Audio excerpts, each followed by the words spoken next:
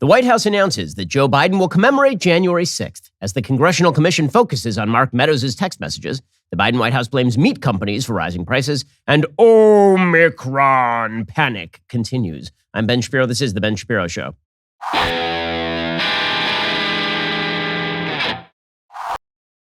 Today's show is sponsored by ExpressVPN. I protect my data with a VPN, so should you. Visit expressvpn.com/Ben. We will get to all the news momentarily. First, if you're looking for a way to help your budget this holiday season, because let's face it, you have a lot of relatives and you're spending a lot of money on them, well, spend a little less money on you. And that means heading over to Pure Talk, because right now you're spending way too much on your cell phone bill. And you could be getting yourself or a loved one a new iPhone. Pure Talk has iPhone 12s starting at just $479 through the end of the year. They have 13s as well. I switched to Pure Talk. I'm getting the same great nationwide 5G coverage as one of the big companies.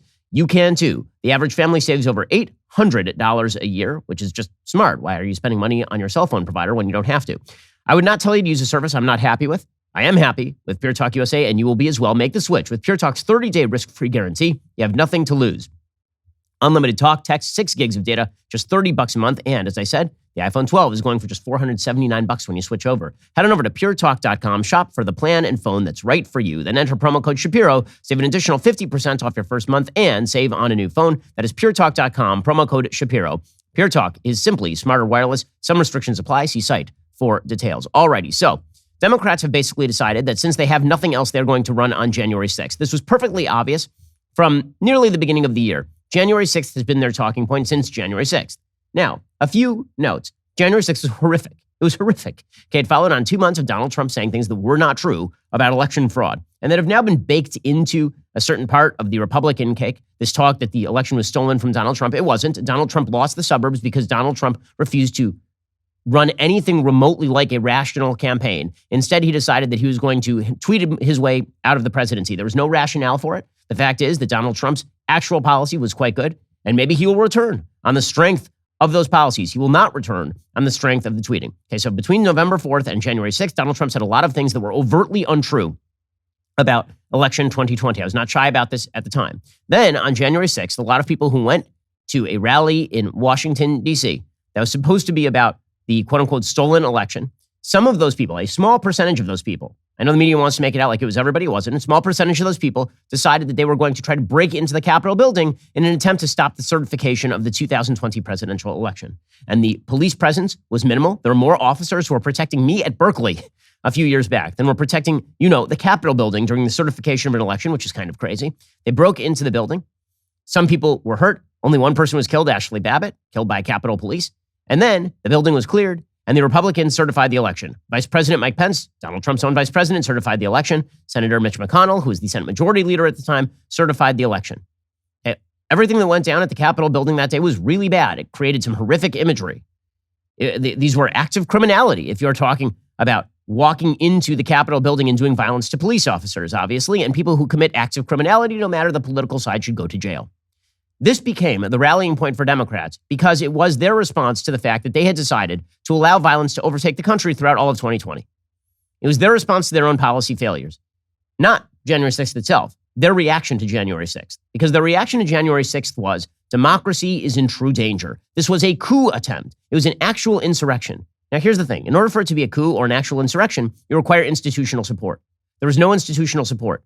Okay, and here's part of the problem for the Democrats. They want to make two simultaneous arguments. Argument number one is that Donald Trump is solely responsible for what happened on January 6th. And argument number two is that the entire Republican and conservative infrastructure is responsible for what happened on January 6th. And the truth is neither of those. Okay, Donald Trump is responsible for his bad commentary and the lies that he told in the run-up to January 6th. He's responsible for that. He is not responsible for people breaking into the Capitol building. He literally said in the middle of his speech that he wanted people to march over and then peacefully protest what was happening at the Capitol building. And you can say people then took that too far. People decided that they were going to move into the arena of violence. But I'm very wary on all political sides of trying to pin violence on people who don't actively call for the violence. Donald Trump gets blame for heightening the rhetoric. He gets blame for heightening the temperature. He gets blamed for saying things that are not true. That does not mean that he's responsible for the violence that followed at the Capitol building. And again, this is my bipartisan opinion. I felt the same way about Barack Obama when a Dallas Black Lives Matter member movement decided to murder 6 police officers Barack Obama's rhetoric on the police had been quite terrible. His rhetoric on race had been quite terrible. He was not responsible for that. Bernie Sanders was not responsible for the congressional baseball shooter. He said some terrible, terrible things about Republicans. He said terrible things about the American healthcare system. He's not responsible for a person misusing those words as a rationale for trying to murder people. And so I'm very consistent in this particular standard. So it was not all about Donald Trump. Some of the stuff that Donald Trump said was bad, but this is not the same thing. We have to make these logical distinctions because otherwise we end up in a place where essentially everybody is responsible for everything everybody else does. And there is no expectation that human beings are going to act in a rational, nonviolent way. Okay, so that's problem with the argument number one. Problem number two is that the Democrats have suggested, literally since the day this happened, that the entire Republican Party, the entire conservative infrastructure stood behind January 6th and celebrated it. And it's not true. CNN has been saying for a long time that it was Fox News that created January 6th and cheered January 6th and made excuses for January 6th. Well, there's one problem. We now have the text from members of the Fox News coterie, from people like Laura Ingraham and Sean Hannity, allies of the President of the United States, Donald Trump. We have text from them to Mark Meadows, who's the chief of staff to Donald Trump. Now, the media have taken this as, again, proving an argument that they really have not made. The argument that they are making, the big one, is that the entire conservative infrastructure is complicit in January 6th. Right? That's the big argument. Then there's the smaller argument, which is that members of the media have miscovered January 6th or downplayed January 6th or attempted to suggest that January 6th was a false flag operation. That's a separate critique, and I think there is sometimes some accuracy to that critique, frankly. I think the attempt to turn January 6th into some sort of heroic martyrs play is silly. I think the attempt to turn January, and by the way, morally counterproductive. I think the attempt to suggest that January 6th was all an FBI setup is untrue, or that it was all just Antifa riling people up. I don't think that's true. The evidence for that is scanty, if present at all. The evidence on the other side that the left immediately took January 6th, swung into action in an attempt to censor everybody, that part's true. But that is not to suggest that January 6th was not an activity predominantly and I believe universally driven by people who thought they were supporting Donald Trump at the time. Okay, but that's a separate critique from the bigger critique and the one that they want to push for 2022. The one they want to push for 2022 is that January 6th is a natural outgrowth of Republican and conservative governance. That is what they are attempting to push. And the problem is, the case they are currently making in the January 6th committee is precisely the opposite, which is that conservatives, Republicans generally, even the most pro-Trump supporters, were not in favor of January 6th and didn't like it. Again, you can make the argument that people are not casting enough stones at Donald Trump for his rhetoric and for his actions during that day and not immediately deploying the Capitol Police or the National Guard. That's a separate argument.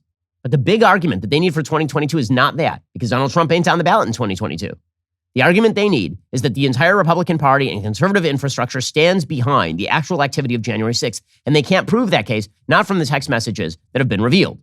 Yesterday, Liz Cheney announced these text messages. Okay, so they got a hold of Mark Meadows' text messages on his cell phone, and those text messages showed a bunch of members of the Republican Congress encouraging Trump to step in and do something, and Sean Hannity and Laura Ingraham doing the same, which undercuts the entire notion that the Republican Party was complicit in January 6th, or that the conservative commentariat was complicit in the activity of January 6th. Again, that is not to alleviate responsibility for those who promulgated falsehoods about the stolen election narrative of 2020. And again, you can believe that the election was not stolen and still have serious questions about election security, election procedures, the illegality of, for example, the Pennsylvania Supreme Court radically changing election law. Right? All those things can coexist. But that is not the mainline argument. The mainline argument of Democrats is that Republicans do not deserve to be elected to public office because they are inherently dangerous and their rule will lead to the overthrow of democracy. Well, what do you make then of the fact that every major conservative was not only condemning January 6th in real time, but trying to urge the president to step in and do something about it at the time, which doesn't suggest complicity in January 6th, does it?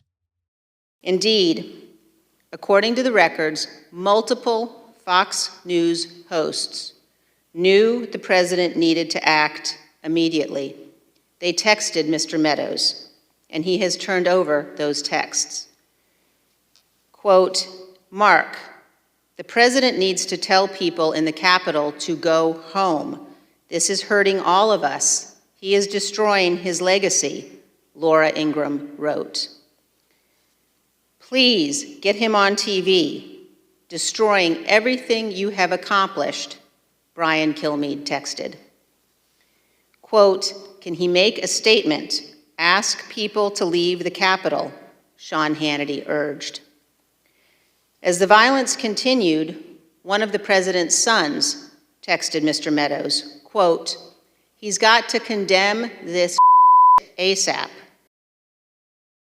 Okay, so that is Representative Liz Cheney, who is one of the sole Republicans on this committee. Right? And she voted for Trump's impeachment over this. Here's the thing. You can tell that the media understand that what happened yesterday did not prove their case. It actually undercut their broad-scale case. It has disappeared. Okay, it was leading the news as of yesterday morning. It is no longer leading the news at the New York Times. Instead, they've got some generic piece about Republicans embracing particular bills.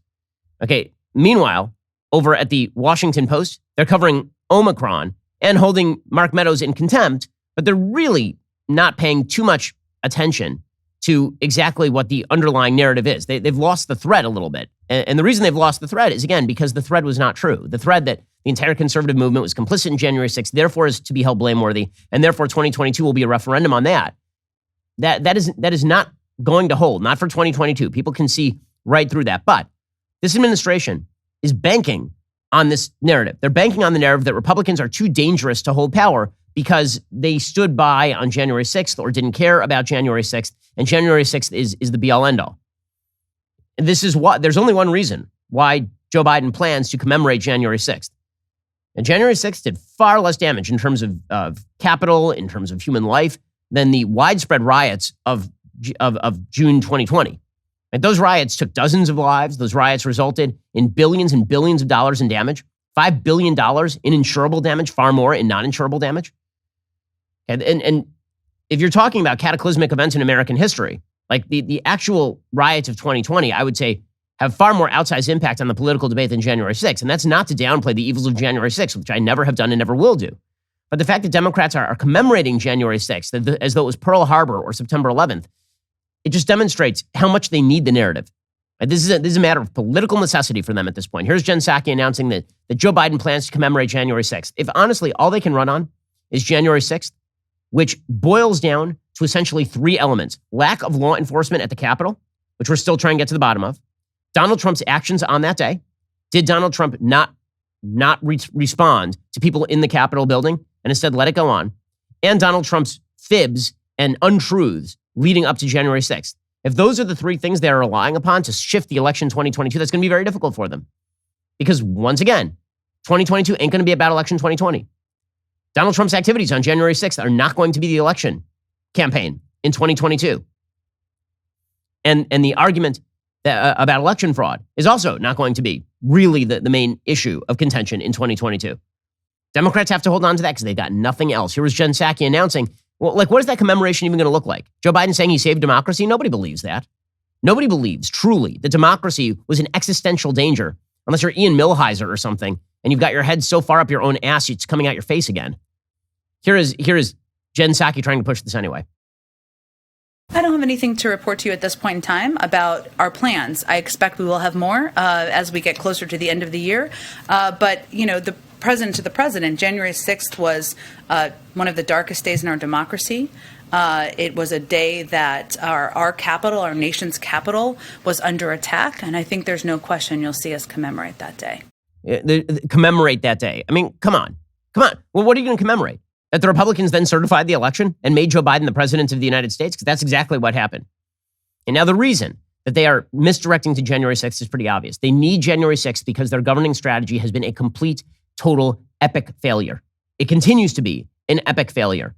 We'll get to that in just one moment. First, let's talk about protecting your home. This holiday season, deck the halls, walls, windows, and doors with the best deals of the year on the award-winning Ring Alarm. I'm sure we all know about the Ring video doorbell by now, but did you know that Ring makes an award-winning alarm? Ring Alarm is a powerful, affordable whole home security system you can easily install yourself. So whether you're running across town or across the country this busy season, you and your loved ones can rest easy knowing that your home is protected. And it's more than just security. Ring Alarm protects your home from flood, freeze, and fire as well. Plus, it's way cheaper than those other companies. For what they charge for a month, you can get an entire year of Ring Alarm with professional monitoring. Right now, for the best deals of the year on Ring Alarm, go to ring.com/Ben.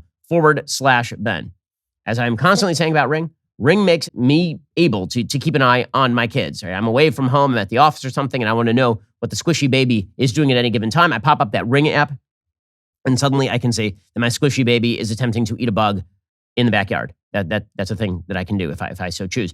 This holiday season, deck the halls, walls, doors, and windows with the best deals of the year on the award-winning Ring alarm. Go to ring.com/Ben to get a great deal on a Ring alarm security kit today. That is ring.com/Ben. Go check them out right now. All right, so the reason, of course, that the Democrats are focusing in on January 6th is because they suck. and not just on a moral level. They stink at actual governing, right? It is very bad, okay? Right now, the Biden team is in such a state of disconnect with the American public. It's quite stunning. So yesterday, for example, Joe Biden announced that Republicans are in for a problem in 2022. Of course, he announced this in his own inimitable way. He cannot speak English anymore. I will admit that it is incredible. You know, America is a nation of firsts. We have the first black female vice president. We've had the first black president already. And now we have the first president to whom English is a second language. Here's Joe Biden. Now we look at 2022. I want to tell my Republican friends, get ready, pal. You're going in for a problem. And we need to stay unified. I want to say get ready, but we need to stay unified. Get ready, pal. Bow. Who's Bow? Get ready, Bow. You're going in for a bamboozle Amtrak, Joey. When two gay men kiss on a street corner in Wilmington, Delaware, in 1872. That's the best of America, Joey. Amtrak McFoodlehead. So this human who is losing capacity rapidly, like it's weird to watch someone lose capacity. Have you ever seen somebody slip into unconsciousness as they're being anesthetized? It's like watching the president, except it's a little bit slower with Joe Biden. Usually, you know, if they do it to you, it's like count back from 10. You're like 10, 9, orange. And that's Joe Biden, except we're watching it happen over the course of like a few years here. Get in the Joey and we'll get ready, Belangadoo. Okay, so meanwhile, the good news is that if you love Joe Biden, you might love even more Nancy Pelosi. You know, a country is on the downhill slide when all of its leaders are dead. And all of our leaders are not with us any longer. Nancy Pelosi is 800 years old. Joe Biden is now challenging Methuselah for oldest living human. Here is Nancy Pelosi, though, announcing that Joe Biden is perfect. Well, it makes sense she thinks he's perfect because she might be clinically blind at this point. Here we go. Our country could not be better served than with this most experienced, capable hands than yours, President Biden. He's just perfect. The timing couldn't be better. And Madam Vice President, we're inspired by your work for the people as you continue to be an invaluable partner to President Biden. You're such a valuable partner. We've deployed you to the border of Saskatchewan. And also, Joe Biden he's the perfect man. Because what I consider to be the perfect man is an actual embalmed man who's been dead for a while, but is well preserved. Yeah, guys, things are going great. Meanwhile, the inflation measures, wholesale prices rose 9.6% in November from 1 year ago. That is the fastest pace on record.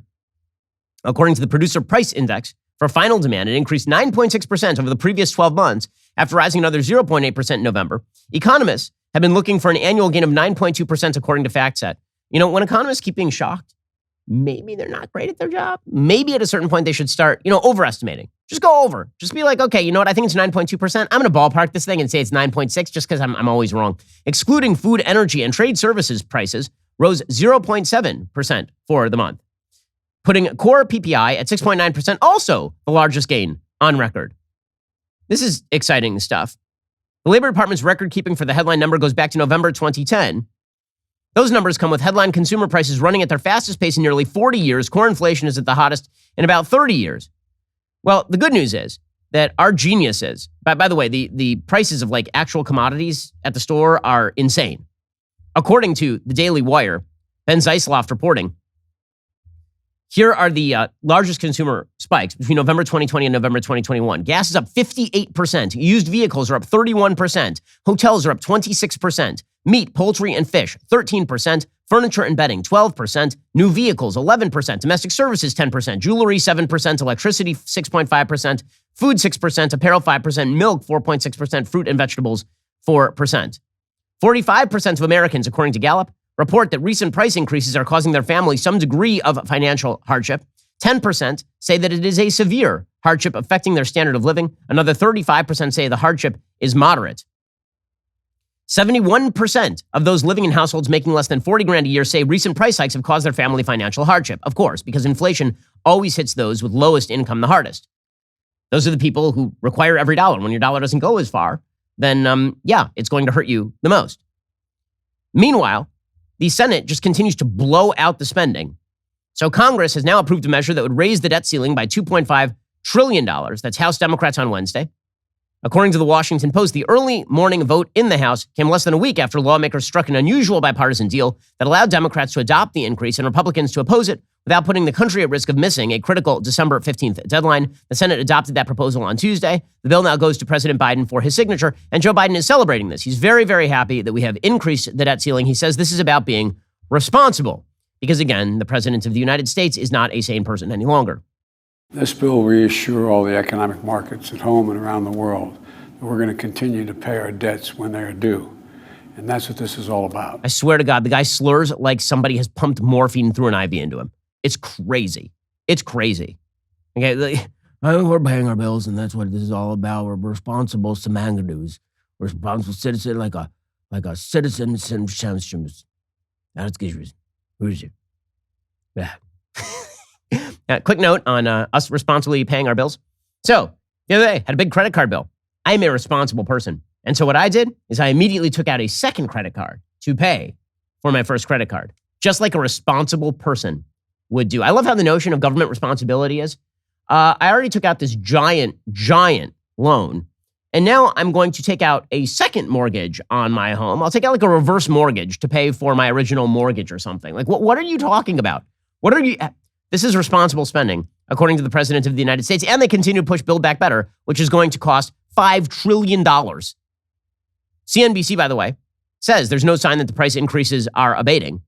Here is CNBC yesterday. It's not just the final demand. It's that you still have inflationary pressures in the pipeline here, intermediate goods, unprocessed goods. So there's no sign that the pipeline of price increases is easing. Okay, so yes, that is obviously true. The good news is that this administration has a ready explanation for why prices are raging out of control. And no, it's not their own crappy monetary policy. No, it's not their own bad COVID regulations. No, it's not their lockdown ideas or the supply chain shortages that they have helped foment. It's none of those things. It turns out it's greed. Oh, you see, when the prices go up, it's greed. So when your meat costs more at the market, it's because the people who slaughter the cows suddenly got greedy. Like a year ago, they weren't greedy. They were real altruistic then when the prices were super low. Prices are just a reflection of greed. Okay, this particular view of economics is so benighted and bewilderingly stupid as to boggle the mind. Prices are not a reflection of people's greed. Greed is a constant in human nature. In fact, self-interest is a constant in human nature. And self-interest can only be served by providing a product at a price people are willing to pay. If it were just about greed, then meat producers could be charging $1 million a pound. Because after all, they're greedy for lots of money, right? But if the idea is that meat producers are randomly raising their prices out of greed, not reflecting underlying market conditions like labor shortages and supply chain bottlenecks, and the inflationary economy created by this administration, you're out of your mind. And greed alone cannot explain price increases because, again, it is a constant in human nature. But here's Jen Psaki trying to, again, the real reason meat prices are going up is because of this administration's garbage policies. But here's Jen Psaki saying that it's really because of greed. It's greed. It's greed. The President, the Secretary of Agriculture have both spoken to what we've seen as the greed of meat conglomerates. That is an area where people go to the grocery store and they're trying to buy a pound of meat, 2 pounds of meat, 10 pounds of meat. The prices are higher. That is, in his view, and the view of our Secretary of Agriculture, because of, you could call it corporate greed, sure. You could call it jacking up prices during a pandemic. It was greed. It's price gouging. Okay, now, even price gouging, the way the government usually defines it, is not price gouging. Usually price gouging means that a gas station is running out of gas, and so they have to price the gas so as to ensure that people still get gas. Okay, when you keep the price low, it artificially stimulates demand. That is what happens with price and supply curves. Okay, but again, the Democrats always have a ready explanation for why things are going bad, and it's because people are greedy. They did this with Obamacare too. right? You'd see companies that would increase their prices to compensate for the fact that they now had to pay for Obamacare. And then they would put that on their bills. And you remember the Obama administration and the media being like, how dare they? That just demonstrates how greedy they are. No, it demonstrates that when you artificially boost the prices of things, people have to boost the prices that they charge to the downline consumer. There's a weird pattern I've noticed that crops up when it comes to the understanding of price in the Democratic mindset. That weird coincidence is that every major industry that is private is bad, but every policy Democrats push is somehow altruistic and good. So, for example, it's not just meat consumers. I mean, it's not just meat producers. It is also the oil companies. Remember when oil spiked? Jen Psaki, this is just a couple of weeks ago, Jen Psaki suggested that the reason that the oil prices were spiking was not because of their crappy policy. It was because of the oil executives and their greed, too. It's always greed when it's people that the administration doesn't like. The price at the pump usually moves alongside the price of refined gas. But recently, as you noted, there's been a split where the price of refined gas is going down, but prices at the pump are going up. That's exactly why the president sent the letter to the FTC last week, because that's not what we should see as the trend. There shouldn't be price gouging across the country. You shouldn't have oil CEOs bragging out there about the profits that they benefit from when prices are high at the gas pump. Okay, so it's all about the greed of the oil executives. However, when it comes to labor and the price of labor, right, which is a commodity, labor is a commodity, and the wages are going up, which means that you're going to drive prices up as well. But when the price of labor goes up, that is not because of the greed of people who are attempting to get back in the labor market, of course. Then it's still the greed of employers. It's still the people who hire. It's because those stupid employers are so greedy that they won't hire people at wages that people don't actually want to take, and so the wages are going up. So, in other words, the people who demand a particular price for their goods and services are bad, except if they're good. Here's Jen Psaki explaining. We know we've seen labor shortages in some industries. In some industries, that's because they need to have a more competitive package to offer to workers.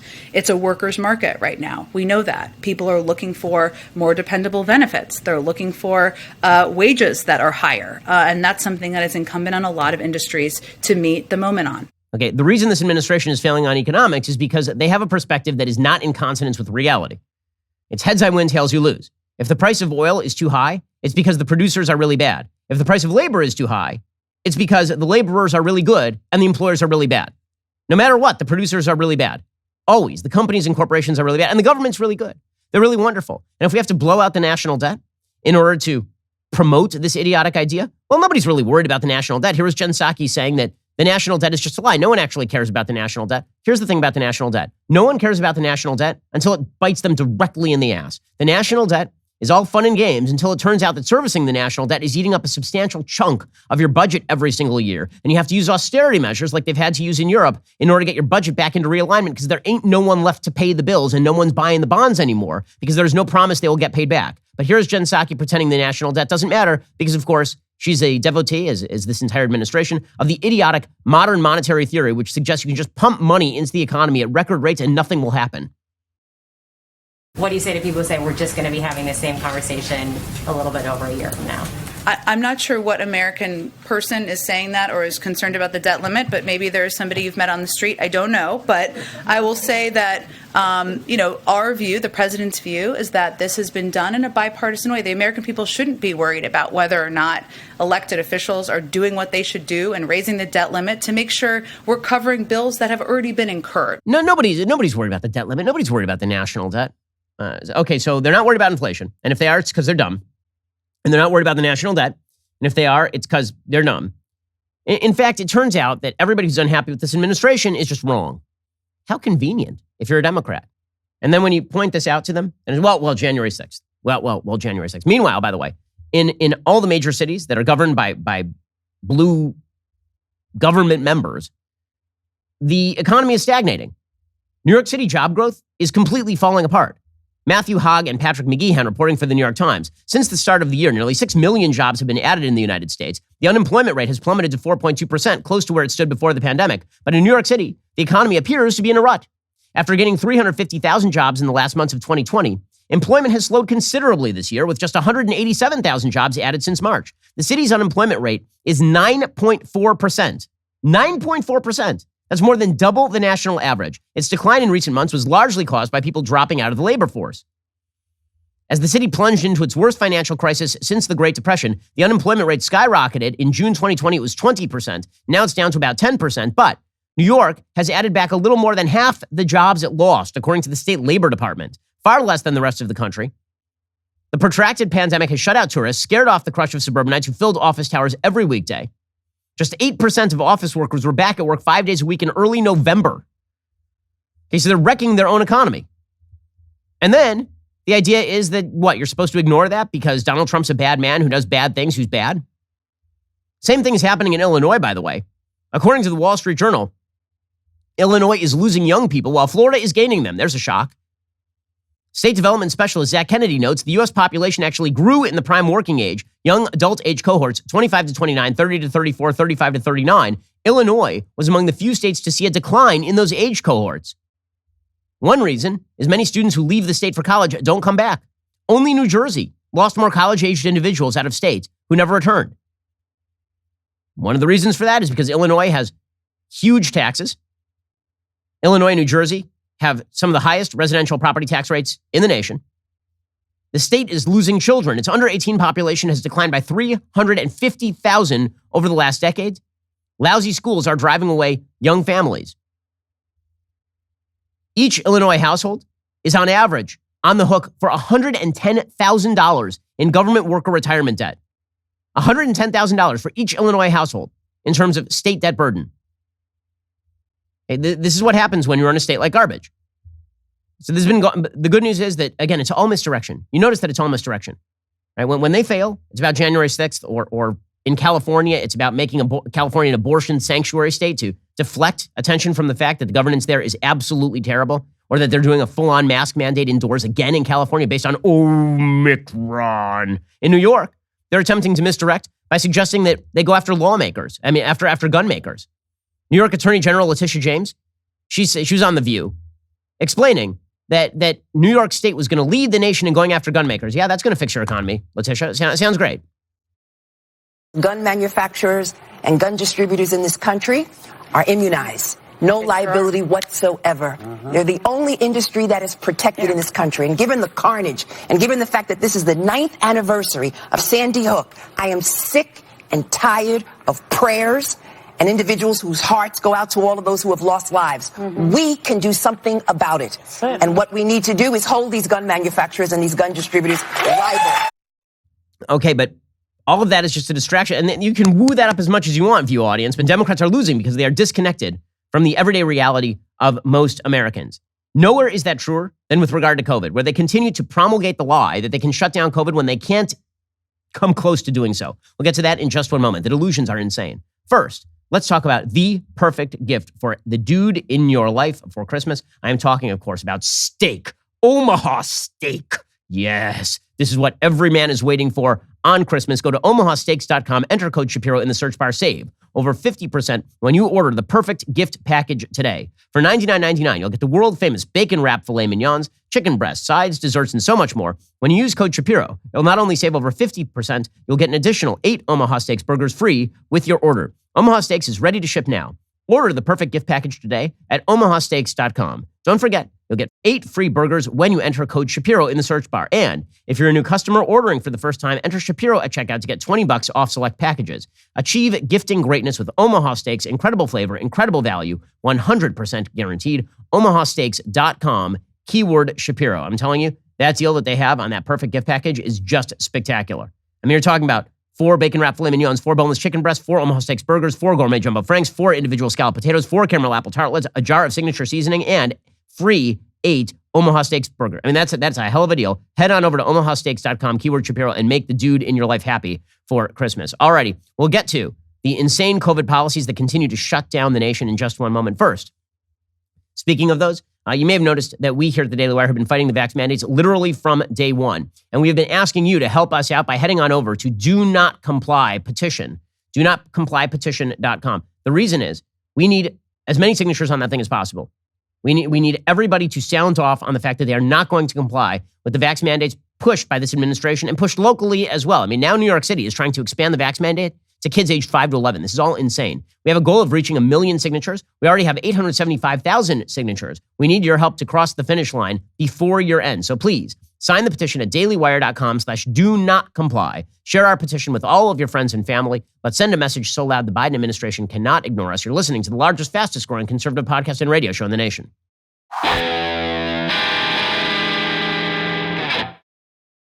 So again, Democrats have to rely on something in order to get them out of the state that they are in, but they cannot rely on their own policy because their policies are garbage, and this is particularly true with COVID. They've lost the thread. They've completely lost it. Some of them know this, by the way. There's an entire article in Politico today about how Democratic governors are starting to realize that they've gone too far. According to Politico, the party's defeat last month in Virginia has many Democrats searching for an off-ramp to the pandemic that allows them to sell a brighter future to voters next November. Asked in an interview about his November close call, for example, New Jersey Governor Phil Murphy, who almost lost to a person who no one knows. I mean, he may have lost to an actual not human being, like to a ghost or something. He attributed it to, quote, a lot of folks who are frustrated is my guess. Murphy said some New Jerseyans feel like government is not connecting with them. They're sick of masks, being told what to do in terms of vaccines, probably not thrilled with what they sense is going on in Washington. They may have lost a job or a business that went bust, or a loved one, worse yet. Yeah, that's correct. North Carolina Governor Roy Cooper said, I think we have to recognize and acknowledge that families have had a tough time over the past 2 years, both health-wise, whether it is or isn't from COVID, whether it's mental health, and economically. So Democrats are starting to realize that they have gone way too far on this stuff. But here's the problem. They can't back out of it. There's no way for them to back out of it. They made a promise, and the promise was a lie. The promise is they could shut down the virus. Joe Biden literally promised this on Twitter. He said he was going to shut down the virus. That was not ever within the capacity of the government. The government could take a particular concrete action. They could incentivize the creation of vaccines, and they could help distribute them. That was all the things they could do. They could not shut down the virus because the government is not God. See, here's the thing. As a religious person, you look back at religious history and you read original biblical texts, and what it sounds a lot like is that people in early religious life thought that God was kind of a gumball machine. Right? That if you did what God wanted, the rains would come. That if you did what God wanted, then your crops would grow. That if you did what God wanted, then your wife wouldn't die in childbirth. And then they quickly looked around and they realized pretty quickly that that isn't true. That you could do many of the things you think God wants and bad things will still happen to you, right? This is what the entire book of Job is about. You can do all the things God wants and bad stuff can still happen to you. And so religious people changed their view of God. That's what the book of Job is about. Religious people realized that there is, in fact, there are things in the universe that you cannot control, because when you say that if you do X, God will respond with Y, what you're really saying is that the entire universe is within your control, not God's control. So religious people rethought how they interacted with God and how they interacted with nature. And they realized you could do all the good things, but there had to be some inherent value to doing the good things beyond the consequences you thought that you would receive on this earth from the divine. Okay, now, take that to government. The innate human instinct to control all that is around us means that religious instinct, if you're not a religious person, and particularly not a sophisticated religious person, can be channeled in other directions. And so when you have people who act like pagan prophets of old, suggesting that if you do X, the government will provide you with Y, if you just wear the mask, if you just lock down long enough, if you keep your kids out of public parks and schools, if you do those things, then the government will save you from COVID. And it turns out government cannot do that. Instead of you doing the same thing religious people did thousands of years ago and realizing that the promise was a lie, and perhaps you should rethink your relationship with the government and what government is capable of doing. Instead of doing that, people have doubled down. They've decided that no, the real answer is that you were not devout enough. If you just scourged yourself, if you whipped yourself, if you made yourself more subservient to government, if you gave up your independence of the heart, then perhaps government would finally bestow upon you all the things that you deserve for having done what government told you to do. The most religious people in American life right now are people on the far left and apparently the moderate left who believe that if they perform acts of obeisance to the government will provide them with everything they could possibly need. And members of the government are more than happy to continue pushing that notion because it means they get to maximize their power. It means they get to keep telling you the lie. But here's the thing. They know it is a lie. They know it is a lie. Right? Rochelle Walensky, head of the CDC, she said yesterday, we probably won't shut down the virus. There's no probably. You're not shutting down the virus. But that is not stopping her from promoting policies that are designed at zero COVID, that are aimed at zero COVID. Rochelle Walensky literally said the day before, so yesterday she says we can't shut down the virus. The day before, she's talking about the new Pfizer drug, which if taken within the first 3 days, reduces hospitalization and death by 90%, and if taken within the first 5 by 88%. She was talking about that drug, and she said, yes, but it's better if you never get it at all, COVID. Yes, but you can't control that. So they want it both ways. In their more candid moments, they will admit that they have been lying to you for 2 years about their capacity and what they can do. And then they buy it back. So here she was admitting that the reality, which is the government does not have the power to do the things that governments all over the world have been promising their citizens they would do. Here she was on CBS Mornings. We're not really going to get an all clear, are we? We just have to face the fact that we're going to have to live with this. True? I think that that's probably true. But what I would say is we have a lot of control and power to do that as we come together, as we get vaccinated, as we do those prevention things that work to protect one another and ourselves and our family. We can bring down the amount of disease in this country and get much faster to that place. Okay, I don't know what she's talking about in terms of, quote unquote, bringing down the amount of disease in the country. One of the things we know about Omicron is that a lot of people who are vaccinated are getting infected. In fact, according to Axios, everything points to a large wave. A large wave is coming. A senior Biden official told Axios it will be fast, it won't be as severe, but there will be plenty of hospitalizations. Actually, Omicron is far less severe than Delta. According to the South African analysis by Discovery Health, the risk of hospital admission among adults diagnosed with Omicron is 29% lower than it was during South Africa's first wave of infections in 2020. The researchers adjusted their calculations by vax status. During the current Omicron wave, by the way, the 2-dose regimen of vaccine was still 70% effective against severe disease requiring hospitalization. It found that 2 doses of Pfizer are 33% effective against infection, but who cares about the levels of infection? You care mostly about severe disease, right? Okay, so here's the bottom line. We should all be back to normal. We should. Get vaccinated, get back to normal. Or don't get vaccinated, live your life, and then pay the consequences. Right? This is the reality. And by the way, Omicron is not killing people. Okay, Omicron on a broad level has killed, as far as we know so far, on planet Earth, on the entire planet, filled with trillions, with billions and billions of human beings on this entire planet. The grand total number of people who have died of Omicron, documentedly, one. Okay, that is according to the UK, one person has now died of Omicron. Okay, which means, once again, Ted Kennedy has killed as many people as Omicron. Okay, that is, and yet everybody's shutting down because they have to maintain the religious illusion that if you do what they say, they can fix all of your problems. And so, for example, and they're lying to you, by the way, the White House canceled a lavish Christmas party because of Omicron. According to the UK Daily Mail, Joe Biden and First Lady Jill Biden will host holiday open houses instead of cocktail parties for the holiday season, so visitors can see the decorations in the White House in a COVID-friendly way. Joe Biden's spokesman, Michael LaRosa, said, anyone who knows the Bidens knows how much they enjoy hosting and celebrating the holidays. In the coming days, we'll host a limited number of holiday open houses, inviting guests to see the Christmas decorations in person. It is disappointing. We cannot host as many people as the Bidens would like to, but as we have done since day one of the Biden administration, we will continue to implement strong COVID protocols developed in consultation with our public health advisors. By the way, Joe Biden went to a big holiday party yesterday, literally yesterday.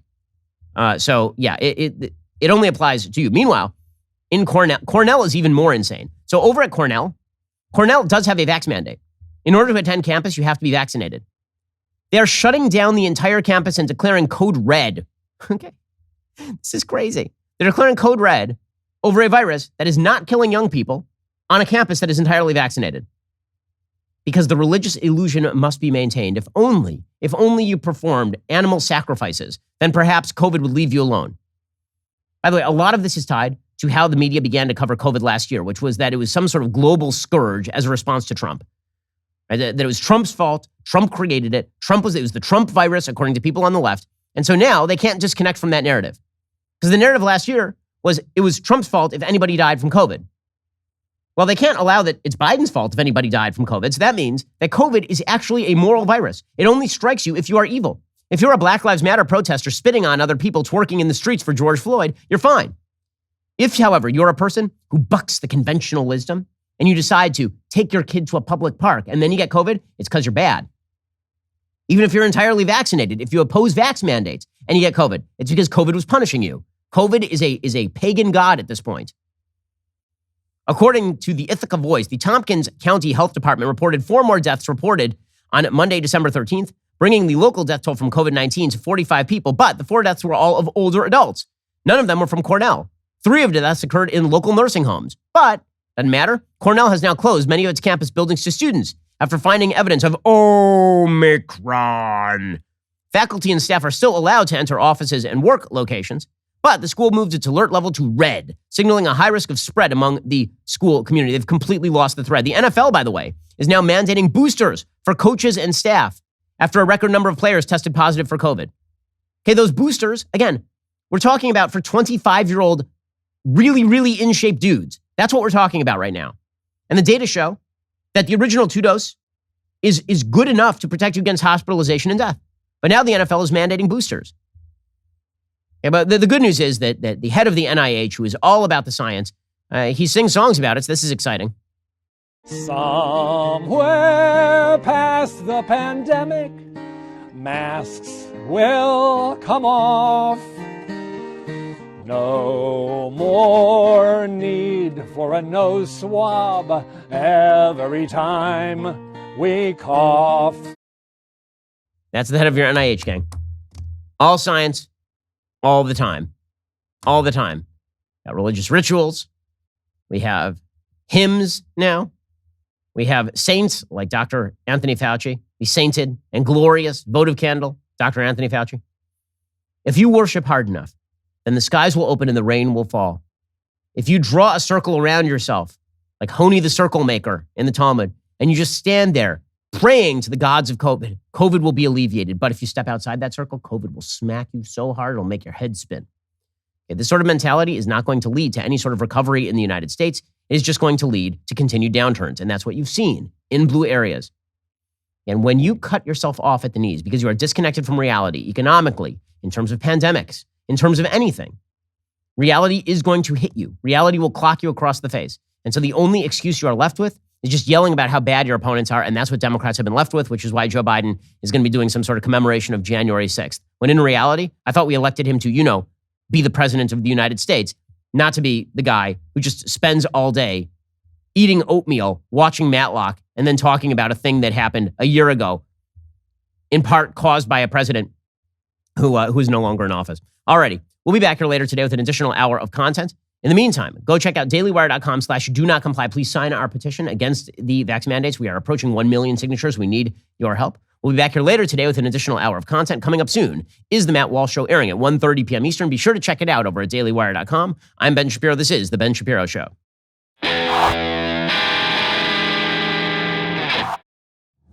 The Ben Shapiro Show is produced by Elliot Feld.